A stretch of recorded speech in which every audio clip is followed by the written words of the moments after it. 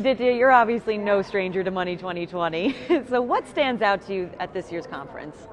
What stands out at Money 2020? It's the usual, which is that how big it's become, and look at all of the different topics being covered. But I feel this year, the one thing it stands out. I mean, you could almost say cannabis is the new crypto, maybe this year, because just as conversations about crypto were kind of hush hush. Hey, let's not talk about it too much. Let's keep it on the first day when nobody is there.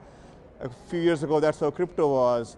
That's how cannabis is. And I think there are some wonderful similarities between the two as it relates to fintech and payments and financial services, because the challenges that the cannabis industry has when it comes to dealing with cash, when it comes to managing the regulatory expectations, when it comes to having optimized retail experiences, when you're dealing with cannabis, when it comes to having availability of financial services from the financial institutions that will cater to your needs. I think there's a lot of work to do. And I'm happy that the conversation has begun. I'm happy that the conversation has begun. And let's see where it goes. I feel like we need to take it head on and deal with the issues that the cannabis ecosystem is going to have to deal with in the coming years. Oh, absolutely. It's definitely the next industry that's going to be revolutionized by payments and banking. So whoever cracks that will be very lucky.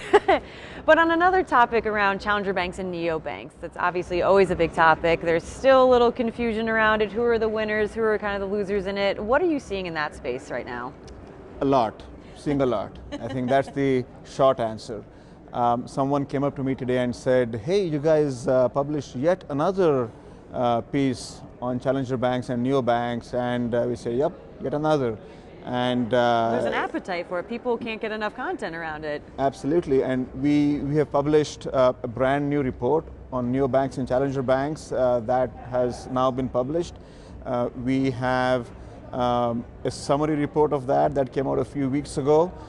So no matter how big your appetite is, if you want a little snack, go get the summary. If you want a full meal, go buy the report. So we got it all. I feel like this topic is important, and I think it's important not just because now we have the technology platforms that are making it possible. Always helps. Technology always helps, and having more open platforms and having a better understanding of how to deploy available technology to solve real problems. I think this is one of those moments in banking where companies that were born as technology companies are now graduating, maturing, and becoming the banks that they came out to disrupt. So it's almost like we have come full circle, right? The folks who said that I'm going to use technology to punch in the face of the big boys are trying to become like the big boys. So it's fascinating to see that. Although one of the things that I do get concerned about is the cost structure. Are we going to be able to afford the very high acquisition costs that we are seeing today in the challenger bank, neobank space? And yes, it's great that there is plenty of VC funding available for these new companies, but you always have to be careful when you swing the pendulum too hard. You got to be balanced. So time will tell, but I feel optimistic that we are on a journey here where we can truly offer new technology-led experiences at reasonable cost for consumers with this new front. And you recently published an excellent article about, are we in a fintech recession? So are we, and how would it ultimately affect our ecosystem? Wow, that is a loaded question. That's a loaded question, Shannon. And since that article was published just a few days ago, I've been getting tremendous feedback from people. Most of the feedback has been duh, I didn't know you could think of it that way. But I think there's been some good critique of the article as well. I think one of the areas was around how do we look at this topic with a global view. And what I tried to do was to really talk about recession in the context of how investors assess these things, right? Investors look at market data, investors look at economic data, investors look at things that they can measure and count. And the problem with that approach is that it is always in hindsight.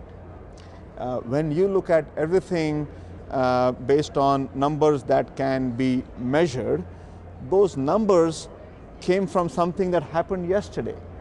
So we can't look at recession in that orthodox way. I would argue, and again, my economics 101 professor would not like me for saying this, but it's probably a concept that we need to redefine.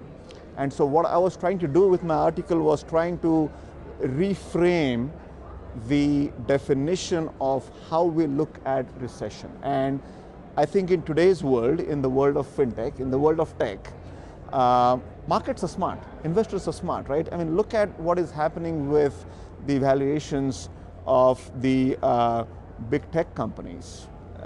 Look at what is happening with the valuations of companies that are tried to become public big tech companies but had to cancel their IPOs.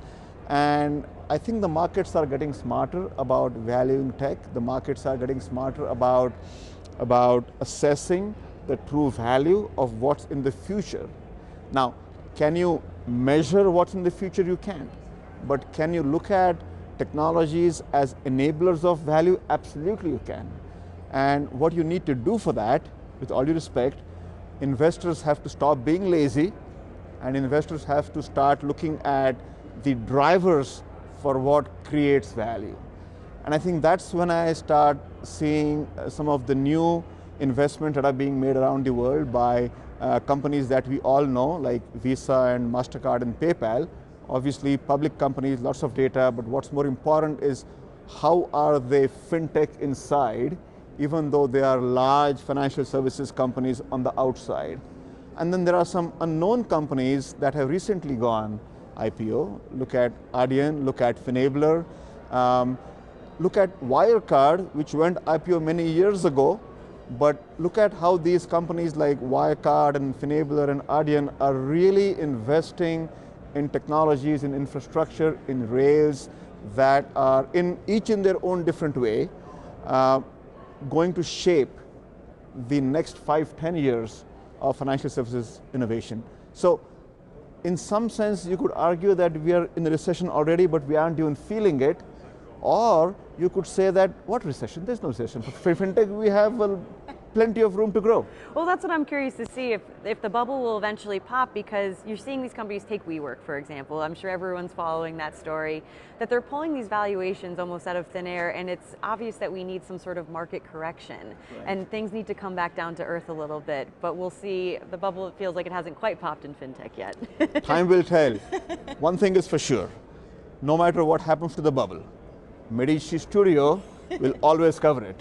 Absolutely, we'll be here to cover all the latest news, so be sure to check out gomedici.com for all the latest in fintech. And I'm Shannon Rossick. Aditya Khurjekar, MEDICI Studio.